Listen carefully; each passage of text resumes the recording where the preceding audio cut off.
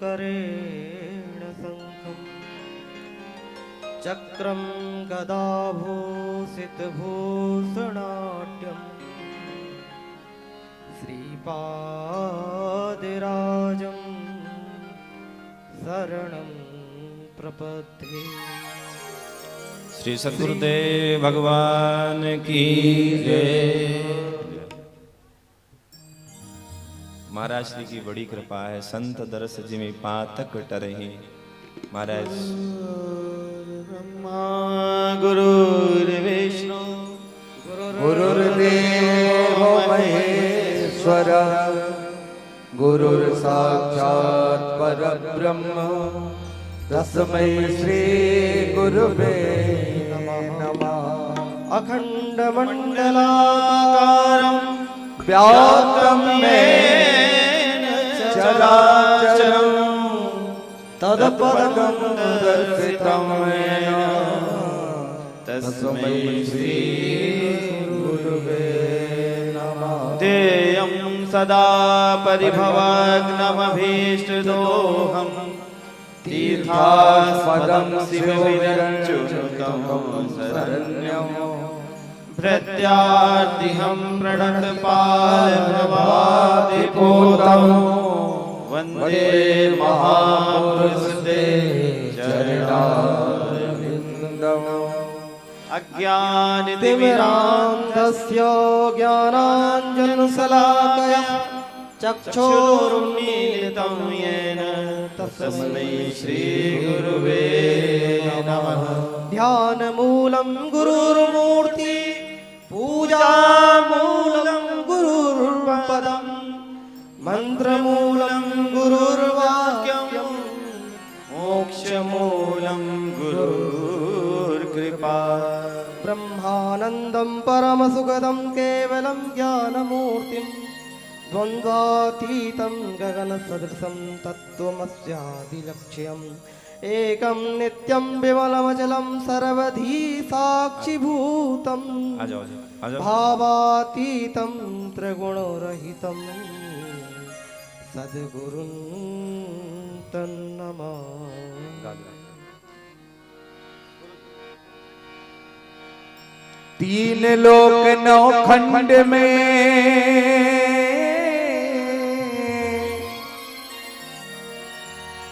गुरु से बड़ा न को, प्रभु कहे सो टल सके गुरु कहे सो। सतगुरुदेव महाराज के चरणों में यह भजन रूपी पुष्प अर्पित है। सारे तीर्थ धाम आपके चरणों में,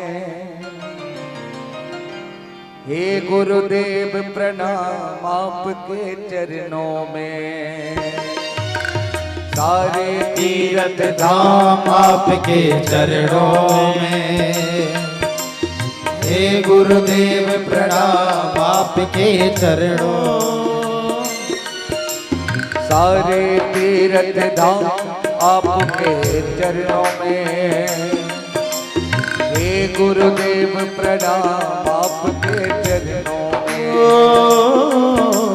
सारे तीर्थ धाम आपके चरणों में, हे गुरुदेव प्रणाम आपके चरणों में।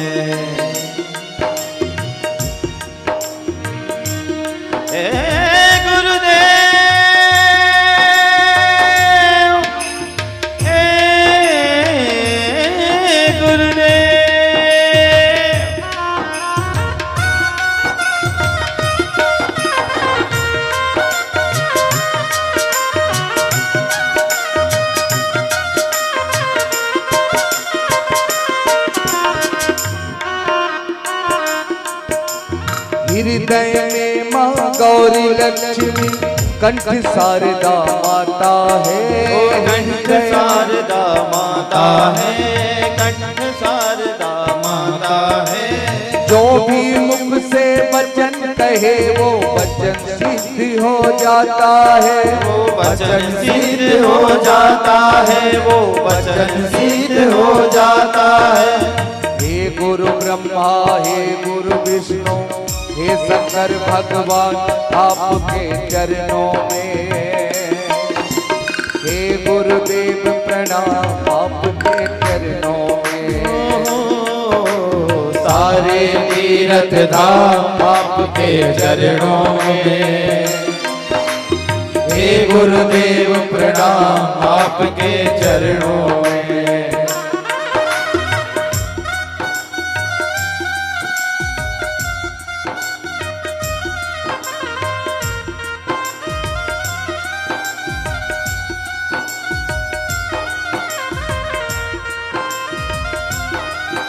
बोलिए सद्गुरुदेव भगवान की जय हो,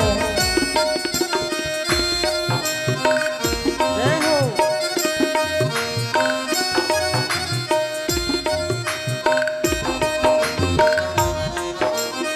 निर्बल को बलवान बना दो, मूर्ख को गुणवान प्रभु। मूर्ख को गुणवान प्रभु, मूर्ख को गुणवान प्रभु। देव कमल और बंसी को भी ज्ञान का दो वरदान प्रभु। ज्ञान का दो वरदान प्रभु, ज्ञान का दो वरदान प्रभु। हे महादानी हे महाज्ञानी, रहूं मैं सुबह शाम आपके चरणों में। हे गुरुदेव प्रणाम आपके चरणों में। सारे तीर्थ धाम आपके चरणों में, हे गुरुदेव प्रणाम आपके चरणों में। हे गुरुदेव प्रणाम आपके चरणों में। हे गुरुदेव प्रणाम आपके चरणों में। कैसे करूं मैं वंदना, ना स्वर है ना आवाज, आपके आज हे गुरुदेव खुदा है मेरी, गुरुदेव प्रणाम। लाज रखो आपके गुरुआ।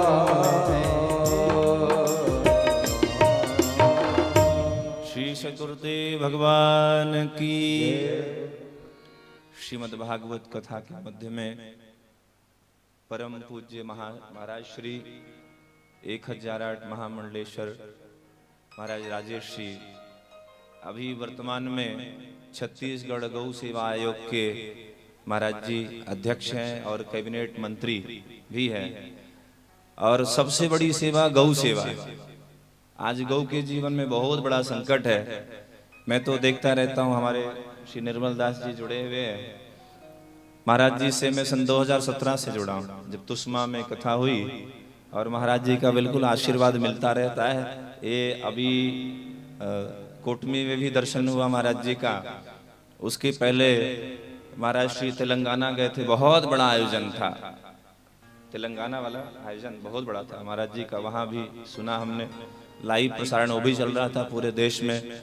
उसके पश्चात फिर महाराज श्री यही सब गौठान का निरीक्षण, जितना छत्तीसगढ़ का जितना भी गौठान है, तो गौ का रक्षण कैसे हो, उसका संवर्धन कैसे हो, गौ पालन कैसे हो, महाराज जी उसी आयोग के अध्यक्ष है। महाराज जी पूरे छत्तीसगढ़ का प्रभार देख रहे हैं और सब जगह देश विदेश यात्रा होती रहती है।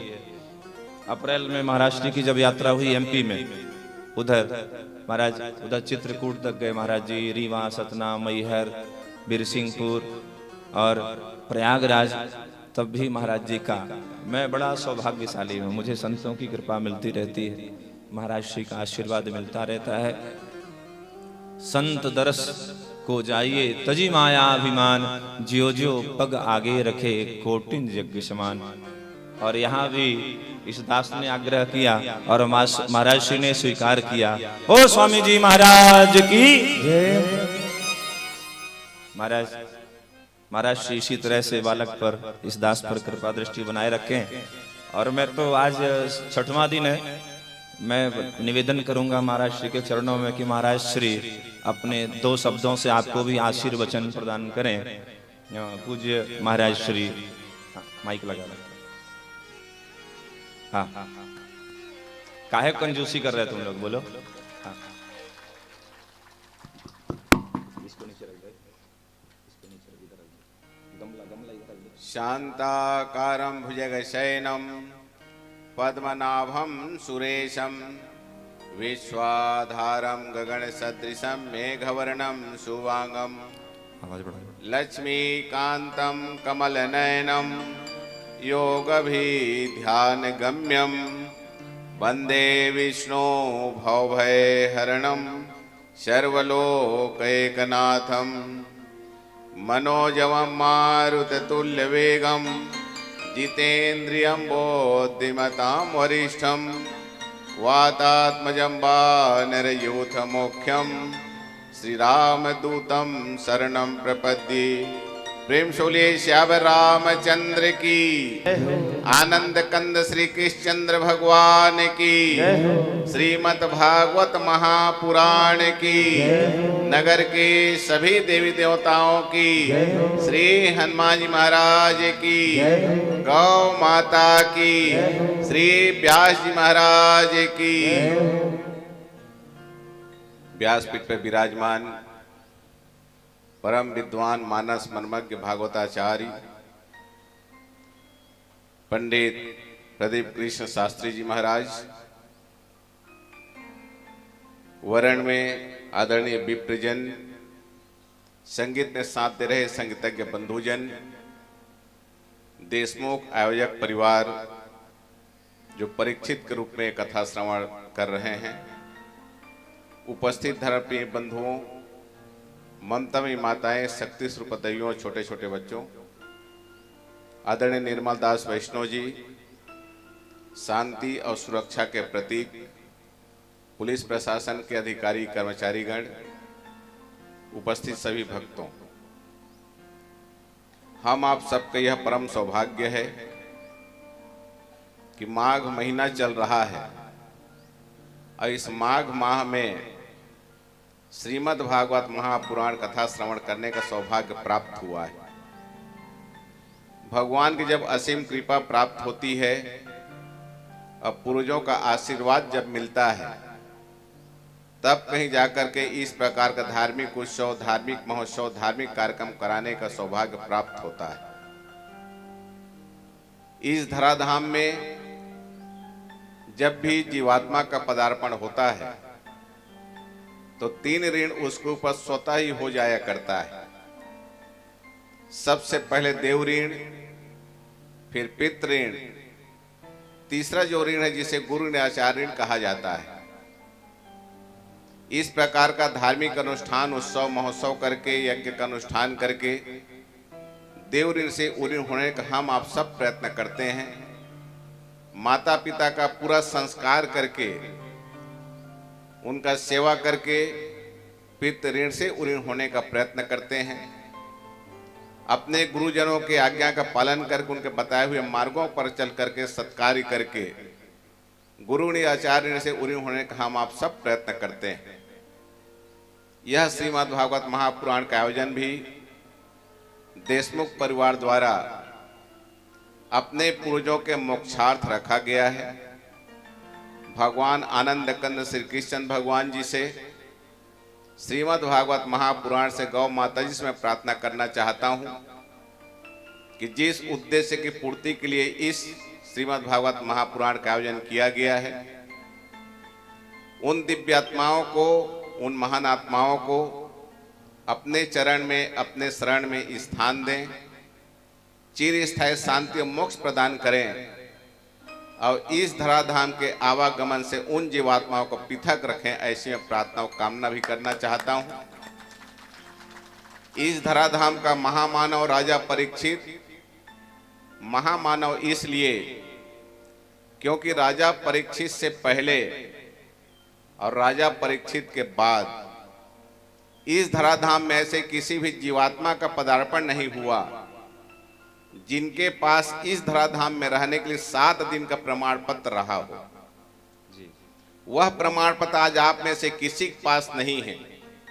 वह प्रमाण पत्र आज हमारे पास भी नहीं है कि एक बार हमने यदि राम कह लिया तो पुनः दोबारा ले पाएंगे कि नहीं ले पाएंगे इसका कहीं कोई गारंटी नहीं है। और जो श्वास हमने छोड़ दिया है फिर कभी ले पाएंगे कि नहीं ले पाएंगे इसका भी कहीं कोई प्रमाण नहीं है। लेकिन राजा परीक्षित पास इस बात की गारंटी रहा कि आज से 7वें दिन तक्षक सर्प के डसने से मृत्यु होगी, उससे पहले नहीं। एक कहावत है कि व्यक्ति जो कुछ भी कार्य करता है चाहे वो अच्छा हो या खराब, उसका फल उसे निश्चित रूप से भोगना पड़ता है। राजा परीक्षित इतना प्रतापी सम्राट कि कलियुग को भी पूछना पड़ा कि आप मुझे जगह बताएं मैं कहां रहूं। यदि चाहते तो राजा परीक्षित जगह ही नहीं बताते, कलियुग का पदार्पण ही नहीं होता। लेकिन समय बलवान होता है। एक चूक राजा परीक्षित से भी हो गया, जिसके कारण ऋषि पुत्र ने कह दिया कि आज से 7वें तक्षक सर्प डसने से मृत्यु होगी। इस बात को सुन करके भी, इस बात को जान करके भी राजा परीक्षित भयभीत नहीं हुए, सशंकित नहीं हुए और एक एक पल का एक एक क्षण उन्होंने सदुपयोग किया। क्यों कहा भी गया है कि कणे त्यागे कुतो धनम, क्षणे त्यागे कुतो विद्या। यदि आपको विद्वान बनना है तो एक एक क्षण का सदुपयोग करना होगा, और यदि आपको धनवान बनना है तो एक एक कण के महत्व को समझना होगा। राजा परीक्षित ने भी यही किया कि एक एक क्षण का उन्होंने सदुपयोग किया और केवल 7 दिन में ही उन्होंने मोक्ष को प्राप्त कर लिया। इस कथा से हमें भी यह प्रेरणा लेनी चाहिए कि जब राजा परीक्षित 7 दिन में ही मोक्ष को प्राप्त कर लिए तो हमें भी वैसे ही जीवन जीनी चाहिए और मनसा वाचा कर्मणा भगवान को समर्पित होकर के हम जो भी कार्य करें, जो भी सेवा कार्य करें या जो भी हमें दायित्व मिला हुआ है उसको रघुनाथ जी का सेवा समझ करके ही, उसका कार्य समझ करके ही हम लोग करें। क्योंकि हनुमान जी महाराज ने कहा है कि राम काज किन्हो बिनो मोहि कहाँ विश्राम, कि जब तक के भगवान राम का कार्य पूरा न कर लो तब तक विश्राम नाम की कहीं कोई चीज ही नहीं है। वह सब नहीं है कि विश्राम किसे कहते हैं। ये हनुमान जी का वक्तव्य, और इसका परिणाम यह हुआ कि यह घटना त्रेता युग का है। त्रेता युग के बाद द्वापर आया, द्वापर के बाद आज कलयुग चल रहा है। इतना समय व्यतीत होने के बाद भी हमारे भारतवर्ष में ऐसे कहीं कोई गांव नहीं है जहां हनुमान जी कम से कम एक मंदिर ना हो। भले ही मर्यादा पुरुषोत्तम राघवेंद्र सरकार जी का मंदिर रहे चाहे न रहे, लेकिन हनुमान जी का आपको एक न एक मंदिर जरूर मिल जाएगा। ऐसे कोई गली, ऐसे कोई चौक चौराहे, ऐसे कोई गांव नहीं है जहां हनुमान जी मंदिर ना हो। ये उनके स्वामी भक्तता, ये उनकी कर्तव्य परायणता का परिणाम। तो हमें भी जो भी अवसर मिला है, जो भी दायित्व मिला, उसका निर्वाह भगवान राघवेंद्र सरकार जी का कार्य है, यह सोचकर ही हमको करनी चाहिए। आदरणीय व्यास जी महाराज बहुत ही विद्वान हैं, और जब भी कहीं उनका कार्यक्रम होता है, उनका आमंत्रण मिलता है, तो समय निकाल वहां पहुंचने में प्रयत्न करता हूं। जैसे उन्होंने स्वयं भी बताया कि जब मध्य प्रदेश गए थे तो वहां से भी आपसे हमारी भेंट हुई थी। जानकी जिले में शिवनान है, जहां तुष्मा नाम का शिवनान लगा हुआ, तुष्मा नाम का एक गांव है। सबसे पहले वहां आपसे भेंट मुलाकात हुई। अब कुछ समय पहले कोटनी सोनार आप आए थे कथा श्रवण कराने के लिए, तो वहां भी श्रवण करने का सौभाग्य प्राप्त हुआ। आज भिलाई नगर में आप सबके द्वारा आयोजित इस कार्यक्रम में उपस्थित हूं। मुझे कहा गया कि गौ माता के नाम से संरक्षक संवर्धक नाम जो आयोग बना है उसका मैं अध्यक्ष हूं। तो निश्चित रूप से हमारा आपका सबका यह सौभाग्य है कि गाय को हम लोग माता कहते हैं। कहा भी गया है कि गावो विश्वस्य मातरा, गौ माता विश्व की माता है। अब विश्व में जितने भी जीवधारी प्राणी हैं उन सब की माता गौ माता है। हमारे भारतीय संस्कृति सनातन धर्म की यह भी मान्यता है कि एक गौ माता में 33 कोटि देवताओं का वास भी होता है। यदि हमने एक गौ माता का सेवा कर लिया तो समस्त देवी देवताओं का सेवा करने फल है उसकी प्राप्ति होती है। इस नाम से हमें गौ माता की सेवा करनी चाहिए। हमारी आपकी बात को छोड़िए, मर्यादा पुरुषोत्तम राघवेंद्र सरकार जिन्हें परब्रह्म परमात्मा कहते हैं, अखिल ब्रह्मांड नायक कहते हैं, रघुकुल शिरोमणि कहते हैं, उनका भी प्रादुर्भाव जब इस धराधाम पर हुआ मानव के रूप में, तो गोस्वामी तुलसीदास जी महाराज ने लिखा इस बात को कि विप्रधेनु सुर संत हित लिन्न मनुज अवतार। गौ माता का संरक्षण करने के लिए, संवर्धन करने के लिए ही उनका अवतरण इस धराधाम पर हुआ। श्रीमद् भागवत महापुराण कथा आप सब श्रवण कर रहे हैं। आज षष्ठम दिवस, आज छठवां दिन है। श्रद्धेय व्यास जी महाराज का श्री मुखारविंद से आप सबने सुना है कि भगवान कृष्ण का एक नाम गोपाल है। गौ माता के चारण करने के नाम से, संरक्षण संवर्धन करने के नाम से उनका नाम गोपाल पड़ा। तो गौ माता के संरक्षण में उसका नाम गोपाल पड़ा है। भगवान कृष्ण अपने आप गोपाल कहलाने गौरवान्वित महसूस करते हैं। मर्यादा पुरुषोत्तम राघवेंद्र सरकार का प्रादुर्भाव ही मनुष्य के रूप में इस धराधाम में गौ माता संरक्षण संवर्धन के लिए हुआ है। तो हमारा आपका परम सौभाग्य है कि ऐसे विश्ववंदनीय सर्वदेवमयी गौ माता का सेवा करने का सौभाग्य प्राप्त हुआ है। तो हमें आपको सबको गौ माता की सेवा निश्चित रूप से करनी चाहिए। और सबसे बड़ी बात यह है कि जब श्रीमद् भागवत महापुराण कथा का शुभारंभ हुआ तो उस समय सबसे पहले हमारे आचार्य जी जो मुख्य जजमान हैं उन्हें पंचगव्य पिलाए। अब पंचगव्य केवल गौ माता से ही मिलता है। गौ माता का गोबर, गौ माता का मूत्र, गौ माता का दूध, घी और दही, ये 5 चीज जब मिलेंगे तब पंचगव्य बनेगा। और जब तक हम पंचगव्य धारण नहीं कर लेते हैं, पान नहीं कर लेते हैं, तब तक के धार्मिक अनुष्ठान को पूरा करने के लिए, शुभारंभ करने के लिए हम अपने आप को, शरीर को सक्षम नहीं पाते, तब पवित्र नहीं कर पाते। वैसे ही हमारा घर भले ही संगमरमर का बना हो, लेकिन जब भी हम धार्मिक अनुष्ठान करते हैं, अपने घर में हम सत्यनारायण कथा भी श्रवण करते हैं, नवरात्र में हमें दीपक जलाते हैं, ज्योत जलाते हैं, तो उस जगह को गोबर से लिपाई करते हैं हम लोग। जब तक गोबर से लिपाई न कर तब तक उस जगह को उतना पवित्र नहीं माना जाता है। तो ऐसे गौ माता का सेवा करने का, संरक्षण करने, संवर्धन करने का अवसर हमको आपको मिला हुआ है। यह बहुत ही सौभाग्य का विषय है। मैं बहुत बहुत धन्यवाद, साधुवाद देना चाहता हूँ आदरणीय शास्त्री जी महाराज जो व्यासपीठ पर विराजमान हैं, प्रदीप की शास्त्री जी, बहुत दूर से चल करके कथा श्रवण हम आप सबको करा रहे हैं। भगवान राघवेंद्र सरकार जी से, श्रीमद् भागवत महापुराण से, आनंद कंद श्री कृष्ण भगवान से, गौ माता इसमें प्रार्थना करना चाहता हूं कि आप स्वस्थ रहें, सानंद रहें। और इसी प्रकार से भारतवर्ष कोने कोने में जाकर के भारतीय संस्कृति और सनातन धर्म का ध्वज पताका फहराते रहें, ऐसी मैं कामना और प्रार्थना भी करना चाहता हूं। आयोजक परिवार ने बहुत ही परिश्रम करके, मेहनत करके, बहुत उत्साह पूर्वक इस श्रीमद् भागवत महापुराण आयोजन आपने किया है। यह आयोजन सानंद और निर्विघ्न संपन्न हो, धन धान्य से आप सब परिपूर्ण रहें, दुख दर्द आप सबसे कोसों दूर ऐसी मैं प्रार्थना भी करना चाहता हूँ। कहा भी गया है कि एक घड़ी आधो घड़ी, आधो के पुनियाद, तुलसी चर्चा राम के, कटे कोटि अपराध।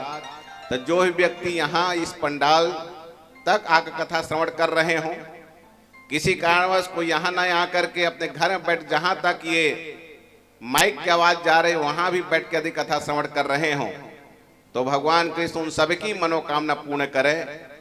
इसी कामना, इसी प्रार्थना के साथ कि सर्वे भवन्तु सुखिनः, सर्वे सन्तु निरामया, सर्वे भद्राणि पश्यन्तु, माँ कश्चित् दुख भाग भवेत्। प्रेम सोले श्यावर रामचंद्र की, आनंद कंद श्री कृष्णचंद्र भगवान की, श्रीमद् भागवत महापुराण की, श्री हनुमान जी महाराज की, गौ माता की, श्री व्यास जी महाराज की जय। स्वामी जी महाराज की, महाराज श्री का सुंदर आशीर्वचन आप लोगों ने सुना आप सबके लिए। वाह, बड़ी बड़ी कृपा करी महाराज जी, वाह, बहुत सुंदर उद्बोधन। देखिए यही आनंद, हमारा यज्ञ सफल हो गया, देश मुख परिवार का यज्ञ सफल हो गया। हाँ महाराज श्री के आगमन से हाँ हम सबको कृतार्थ किया आपने। महाराज श्री आपकी जय हो।